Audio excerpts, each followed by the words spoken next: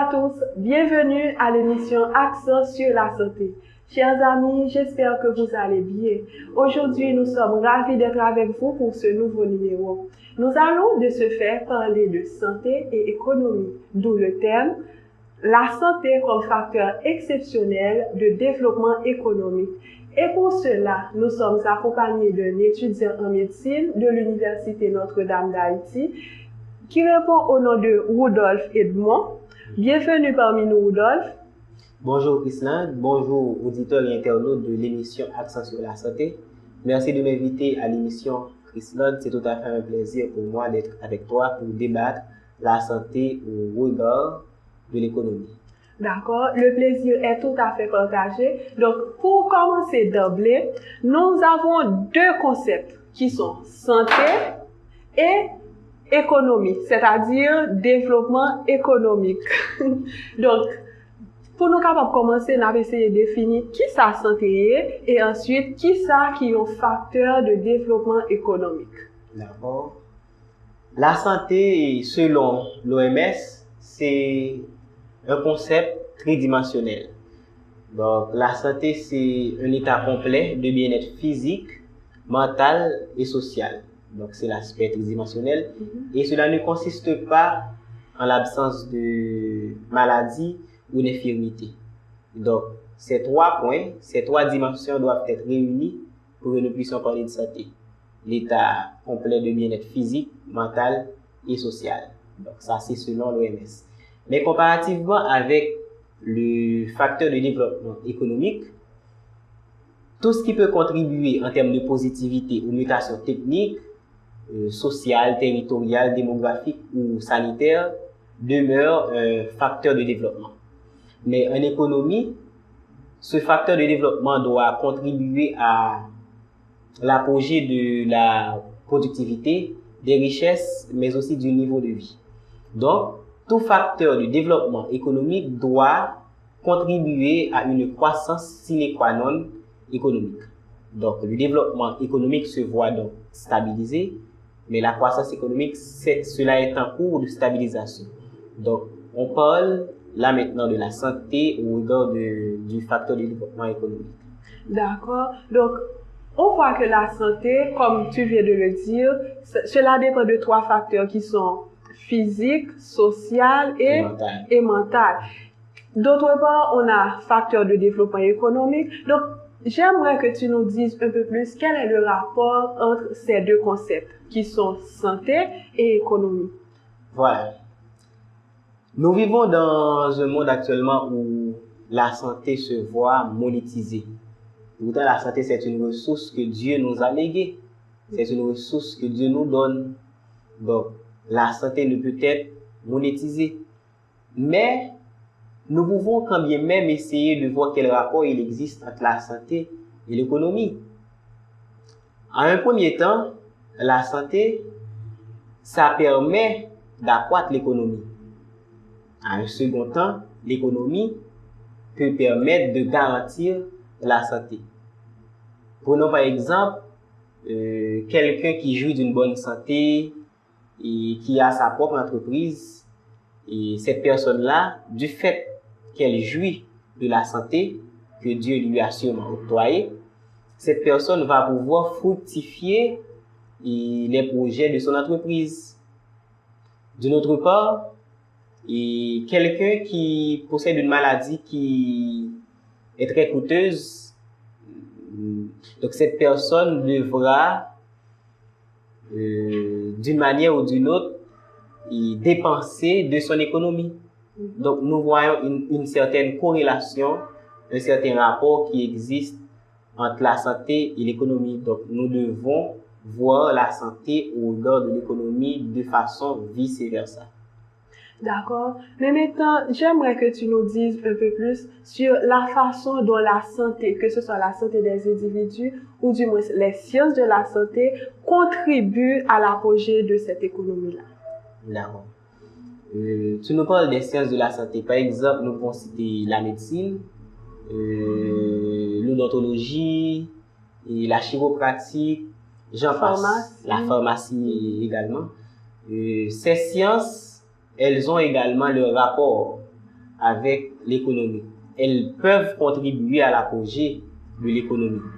Par exemple, les nouvelles techniques biomédicales qui arrivent et les nouvelles expériences qui arrivent, nous pouvons citer par exemple le fameux vaccin du coronavirus. Donc, cela a permis, que l'on veuille ou non, à accroître l'économie. Donc, les avancées techniques, du moins les avancées technologiques que font les sciences de la santé peuvent permettre à accroître l'économie. Donc, nous voyons comment la médecine a permis, que ce soit pour les grandes puissances, l'on peut citer les États-Unis par exemple, et la santé a permis aux États-Unis d'accroître son économie. Donc, de ce fait, on voit à quel point que être en santé peut être bénéfique, que ce soit pour nous personnellement, ou du moins pour notre environnement, tout ça, et même l'économie de notre communauté. Mais maintenant, on a parlé de santé comme facteur de développement économique. Est-ce que la santé par elle seule peut suffire pour pouvoir promouvoir l'économie? D'accord. La santé suffit-elle à la promotion de l'économie? Oui, c'est ça. La santé, comme nous l'avons parlé, permet d'accroître l'économie. Mais la santé elle-même seule ne peut pas garantir la promotion de l'économie. Nous pouvons citer l'éducation, la bonne gouvernance, une bonne gestion de l'environnement, une bonne gestion de la société. Tous ces points clés peuvent permettre également, en dehors de la santé, de garantir la promotion de l'économie. Certes, la santé permet de mieux aborder l'économie. Mais, outre la santé, nous avons l'éducation, comme j'ai dit, nous avons la bonne gouvernance au niveau de l'État. Tout cela peut permettre de garantir une promotion de l'économie. On ne peut pas seulement se baser sur la santé, quoi que ce soit, une ressource de la vie quotidienne, une ressource que nous tous, nous avons le plein plaisir à avoir. Donc, cela seulement, elle ne peut pas garantir la promotion de l'économie en elle-même seule. Ok. Donc, dans ce que tu viens de dire, on n'a pas... Bon, vous, personnellement, vous avez parlé de la santé comme gestion. Donc, on sait que la santé, déjà, c'est un don gratuit que le Seigneur nous donne.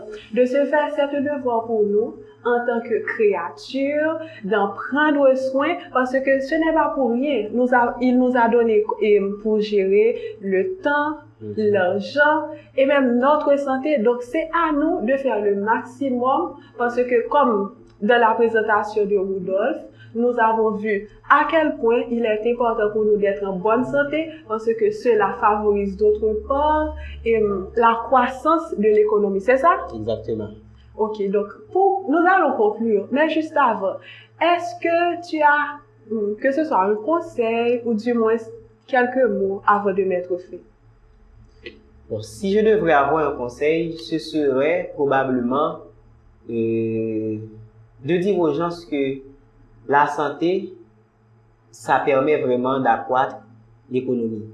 La santé permet de faire une promotion, du moins la santé promeut l'économie. Cependant, nous devons, après avoir eu cette économie que nous espérons, nous devons faire une bonne gestion de cette économie, ce qui va entraîner une bonne gestion de sa vie, une bonne gestion de soi. Donc, Dieu nous invite non seulement à garantir cette santé qu'elle nous donne, à garantir l'existence de cette santé qu'elle nous donne, mais aussi Dieu nous invite à faire une bonne gestion de cette santé. Cette gestion va permettre d'aller vers une gestion de l'économie également. Donc, c'est ce que Dieu nous invite lui-même aussi à faire. D'accord. Donc, nous allons mettre fin. Donc, chers auditeurs, chers internautes, santé, c'est une richesse que liée. Donc, nous, tout qui là, nous connaissons que si nous pas en santé, nous pas qu'à travail, nous pas qu'à étudier, il y a quelques aspects dans la vie nous que nous pas jamais au top ensemble avec eux. C'est vrai, il y a quelques situations qui pas dépendent de nous-mêmes, qui sont capables d'empêcher nous de rester en santé. Mais, moi, invitez nous chaque qui a suivi nous pour nous capables de faire le maximum, pour nous capables de prendre soin de tête nous, pour nous prendre soin de famille nous, et comme ça, nous sommes capables de glorifier nos bon Dieu.